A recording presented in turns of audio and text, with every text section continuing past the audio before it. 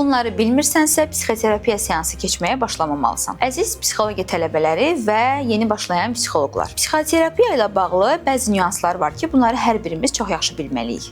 Belə ki, ilkin psixoloji konsultasiyanın necə aparılmalı olduğunu, psixoterapiyanın məqsədi, gedişatı barədə qurulmalı olan plan, cızılmalı olan yol və pasientlə arada qurulmalı olan psixoterapevtik münasibətin dərinliyi və düzgünlüyü necə olmalıdır? Bütün bunlar haqqında və hansı pasientə uyğun, hansı psixoterapiya metodundan istifadə etməli olduğunuz haqqında ətraflı məlumat əldə etmək istəyirsinizsə, bu kurs tam sizə görədir. Belə ki, kursumuzda sadaladığım bu nüanslarla yanaşı fərqli psixoterapiya metodları ilə bağlı ətraflı məlumatlar əldə edəcəksiniz və bunları pasientlər üzərində seanslarda necə istifadə etməli olduğunuzu öyrənəcəksiniz. Bunlara aid olan psixoterapiya metodları kognitiv davranışçı terapiya, psixoanalitik, gestalt, mən mərkəzci və s. bunun kimi digər psixoterapiya metodları da aiddir. Bu kursun əsas üstünlüklərindən biri də buradan təkcə nəzəri biliklərlə yox, eləcə də praktik təcrübələrlə ayrılacaqsınız.